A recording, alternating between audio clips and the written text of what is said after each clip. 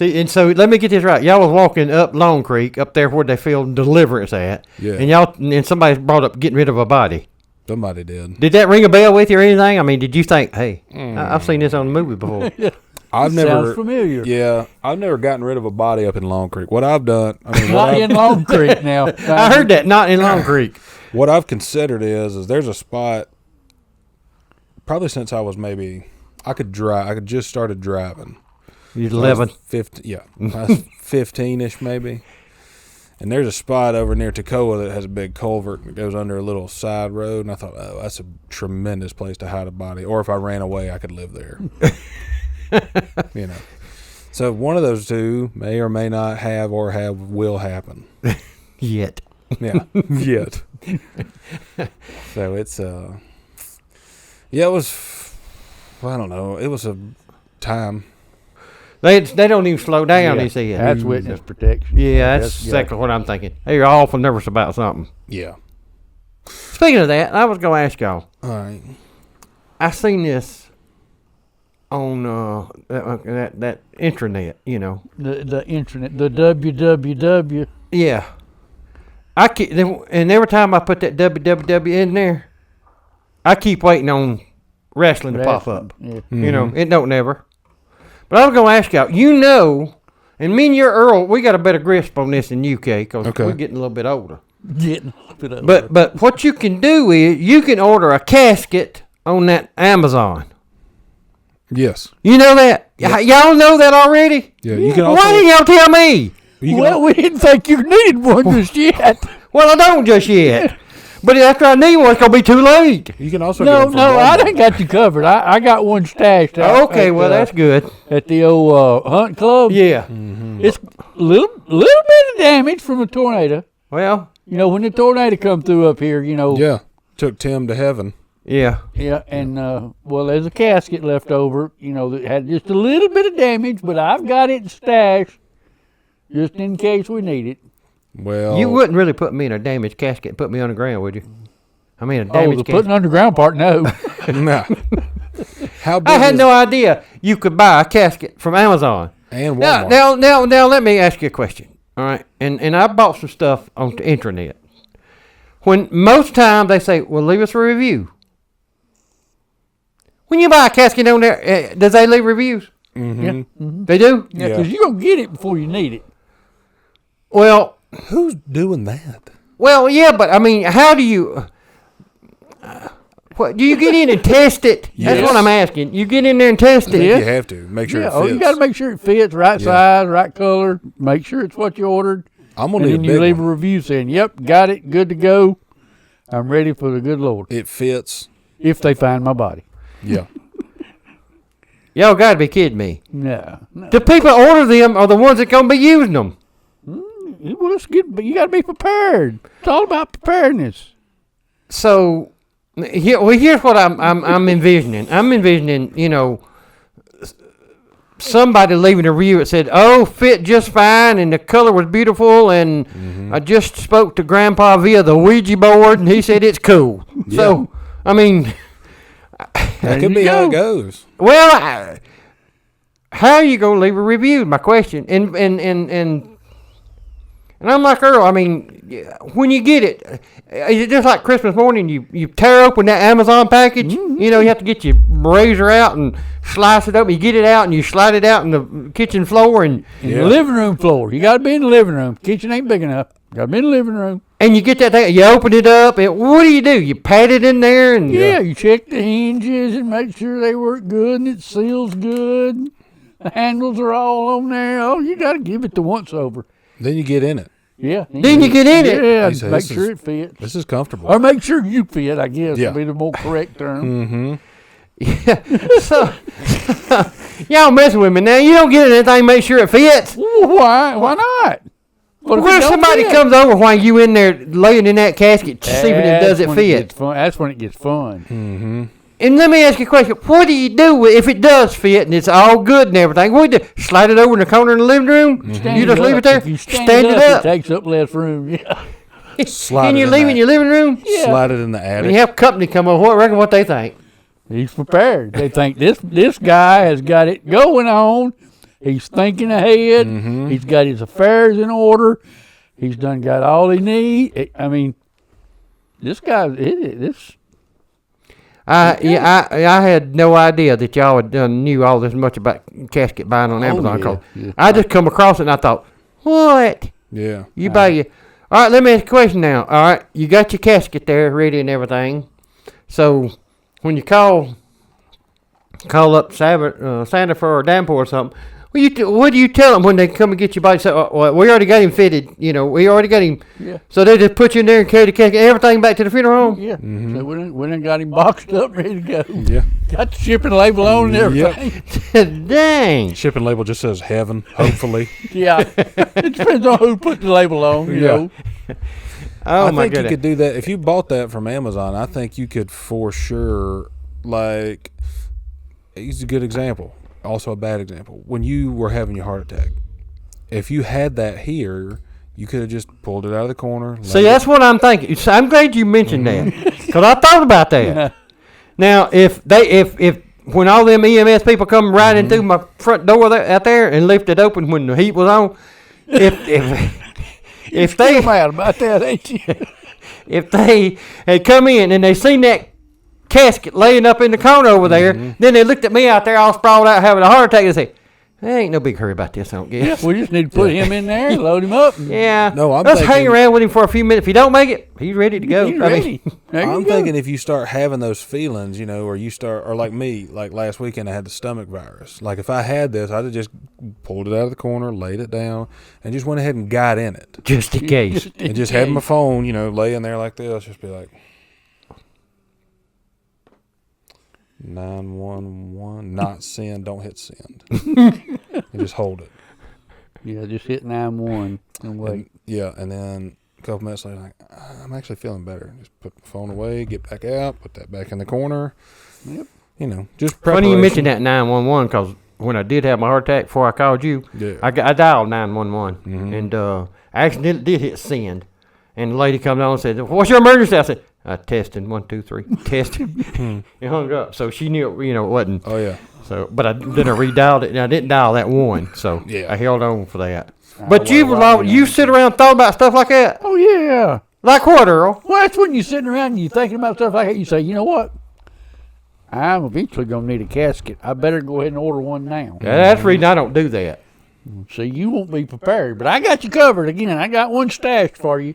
Well, Ready. I saw that commercial. I thought, wonder how many people just sit around and think about stuff. Sometimes I sit and think. Sometimes I just sit. But, I think about stuff. I sit unconsciously most Ponder. of the I time. ponder on different subjects. You're out there pontificating on the world's issues. Exactly. Yeah. Exactly. Well, here's what I thought. Because I was like you. I started pondering something after I saw that commercial. I thought, wonder how many people do that. So I went outside on the back deck. I sat out there and I started pondering. And I thought to myself, let me ask you this. And one of the things I thought about, all right.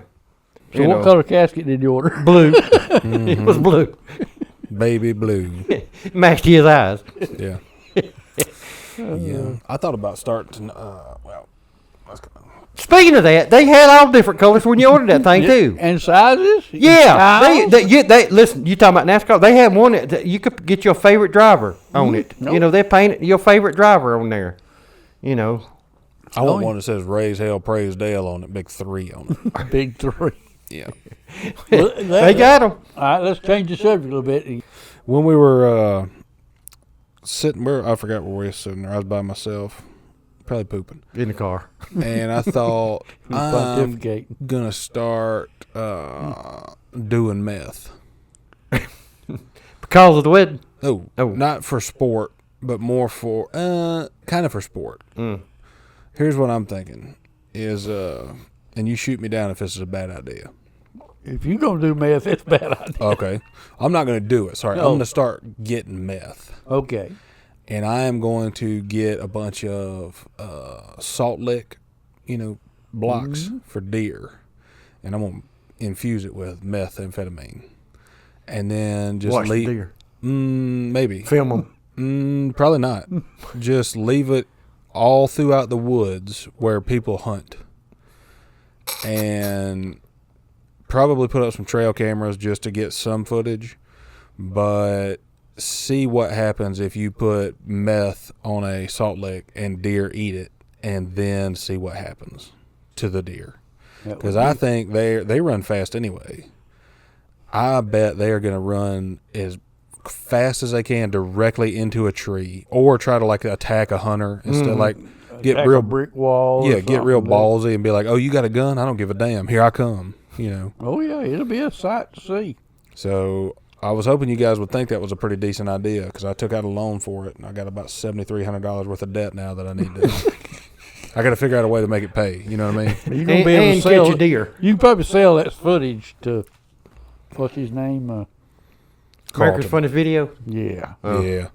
I'm hoping I can Steve win Irwin. the prize. Be hard to get to him. Well, it'd be hard to sell. Unless you already bought one of them. He ordered his casket ahead of time. And if he didn't order it ahead of time, what the hell were you doing? You can't swim around with crocodiles and be like, I'm going to be fine. I'm going to be fine. Yeah. This is going to be you just gotta fine. be prepared if you're in that profession. So, and then I saw a lady steal a car the other day. I was coming down the interstate, and at certain points of the interstate, the frontage roads are kind of offset. Like one of them be a little higher, a little lower than the other one, In the particular area I was in, the frontage road was about probably 10, 12 feet higher than the interstate. And there was like a fence that someone had built, not like a DOT guardrail or anything. So I'm riding up the interstate or down it. I was riding up it. And the next thing I know, out of the corner of my eye, I see this Cadillac SUV mow through the fence, come down the embankment, and stop in like the emergency lane on the right of the interstate, and just turn their turn signal on like they're going to start merging into traffic. They didn't want to break no laws. And I thought, what the hell just happened here? And then as I get closer to it, it starts merging onto the interstate like it was on an exit ramp. And I'm like, whoa. So I called, somebody. And I was like, hey, I think I saw somebody just steal a car and merge onto the interstate real unprofessional. Nice. And they were like, well, where you at? And I told them what kind of car it was and whatever. And next thing I know, here comes a dang deputy doing 700 miles an hour like a damn jet plane up beside me. Flies past the car because I'm still behind it. And then just slam on the brakes there in the lane and wait on it. And it passes, and he gets over there and stops it. So I hope that person went to jail, or at least got the help they needed. But they created a new on-ramp. Basically, off-ramp, a very short on-ramp that if they had been in a regular car, they would have bottomed out easily. And but I just watched somebody steal a car and then merge onto the interstate to try to get away. And I stopped it. And used the turn signal. Yeah. I'm waiting on one of those stickers in the mail, one of those sheriff stickers, like, hey, good job. They give to children. Yeah. So. Little plastic badge. Mm-hmm. That's what I'm waiting on, but we'll see if it comes through or not. But I saw that, and I was like, wow, I got to tell somebody about this. So first I told the law, and then I told y'all. But well, that's enough. The one thing that he didn't do. No, you don't get out your camera. Don't want to get out. You worried about the safety of those around the public. Yes, that's right. Safety of the public. That's mainly what I was concerned about. And at that moment, I thought I could record this and have some good footage. And I thought, or I could save some lives. And normally I do the opposite, Yeah. But today or that day, I was like, you know what? I'm going to be a good law-abiding citizen. You're going to raise the bar and do the right thing. Yeah. Get somebody in trouble. Yeah. So, and I don't know what happened to that lady, but.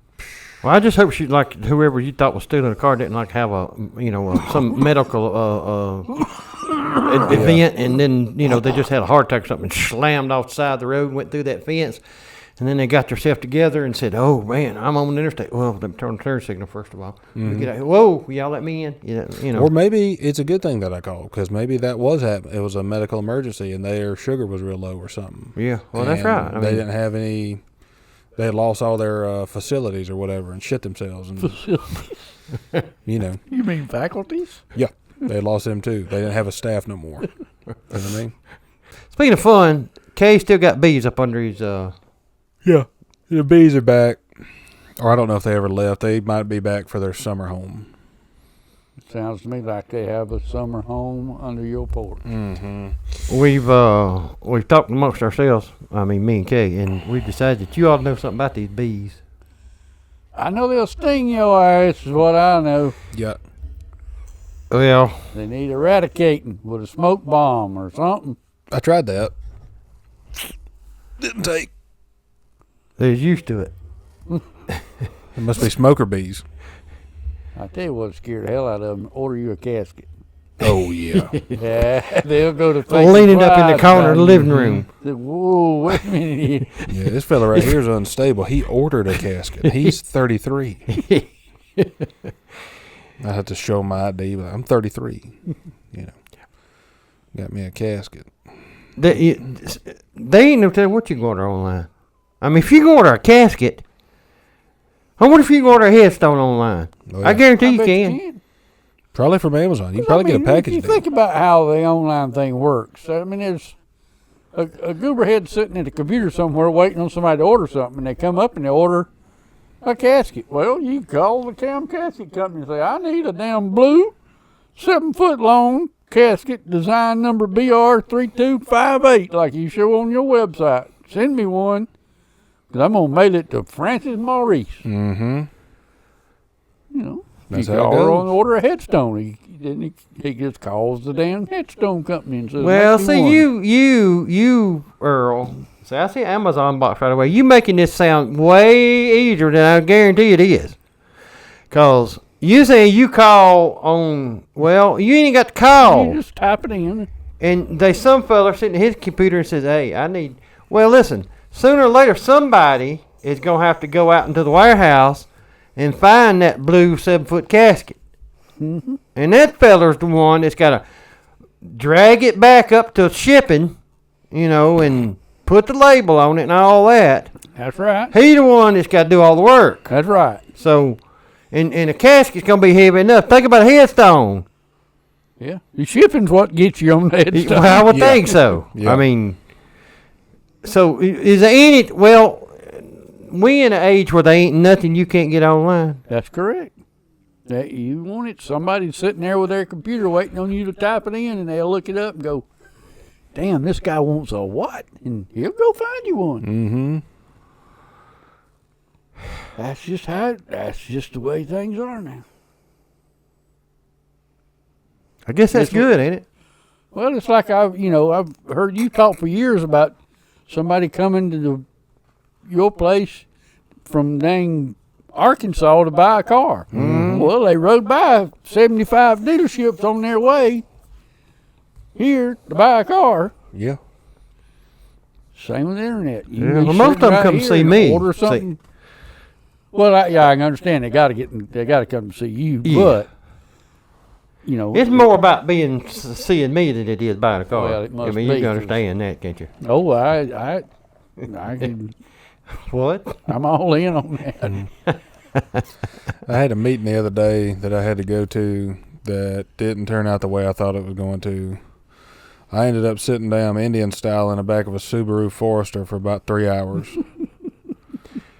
I'm gonna pay you. I wasn't scheduling more of them meetings. Well, this was not a work thing. This was like a. Can you even get in a Subaru Forester? Well, apparently you can. If I can sit Indian style in it. Yeah. But I was in the back, and there was an ad online that said, "Hey, you want to make some extra money?" And I was like, "Sure," And it said no nudity required, and I was like, "Check." And it said no cold calling. I said, "Check." And it said no physical labor, and I said, "Well, check." Yeah, that's all right up your alley, wasn't it? So I went, and it was. You're gonna be a rich man, ain't you? I went. Well, so I thought I went, and maybe still. I went to a parking lot, and they were like, "When you arrive, text this number." And so I texted the number, and somebody texted me back. It was like, "Hey, Caleb, great to meet you. Hop in the back of this Subaru Forester that's light blue." And I was like, It threw up a red flag, didn't it? Yeah, I text back no. You afraid? No, period. Did he offer you M&Ms or anything to get in? Mm-mm. Oh. And I see the Forester across the parking lot, and I'm like, so I roll over there to it, and it's a man and a lady and like not a small child, but like a adolescent. Oh. And They're like, "Hey, hop in." I'm like, what's the job?" They're like, "We just want to chat with you for a minute, see if you'd be a good fit." I'm like, I'm not going to be a good fit in this Subaru Forester. Yeah, I started saying you're already not a good fit. So I climbed in the back and sat down. Indian style. They were sitting Indian style, so I was like, well, I don't want to offend them, but they weren't Indian. They had the clothes of like Middle Eastern people, but they didn't have any other signifying marks. So I sat down and they started talking, and basically they were trying to pitch me on a pyramid scheme. Where all you have to do is buy a pyramid. How much did that start with? I mean, if you can't afford that. No, I have a $7,300 loan at Wells Fargo that I got to pay off for all this meth, and convincing them to let me have that loan not using the word meth was a tough task. So I'm sitting there, and these people are trying to basically pitch me on, hey, the more the more you bring in, the more you make. And I'm like, well, no shit, that's how sales works. But they're like, also, the more the person below you brings in, the more you make. I'm like, this sounds like a pyramid scheme. And they were like, well, and they were doing the same logic I was doing by not saying meth. They weren't saying pyramid scheme. And I forgot the word they used, but they kept, repeating it. And then eventually, after about 3 hours, I told them, no, I don't think this is going to be a good fit for me. And my legs are asleep. You said about after 3 hours. Yeah. Because his legs was asleep. And then they kind of, swapped their pitch up and basically started talking about this new triangle. They didn't call it a church, but they called it a covenant or something. And so I'm 90% sure that I am the guru of a cult somewhere.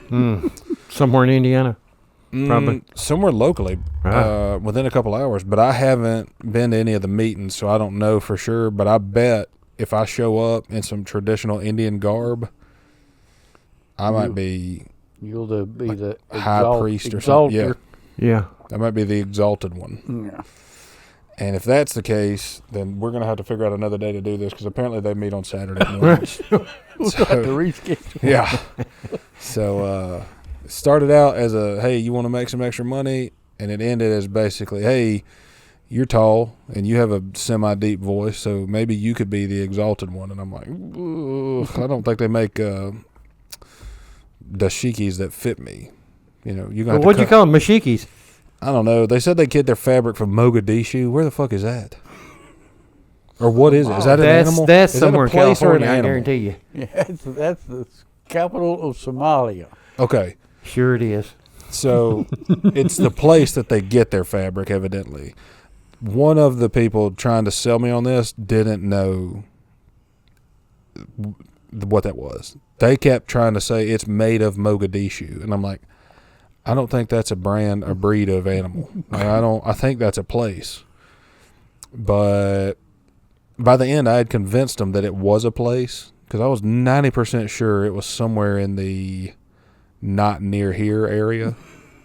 And it was. Yeah, oh yeah. And so I had successfully turned one person into believing something that they didn't previously believe.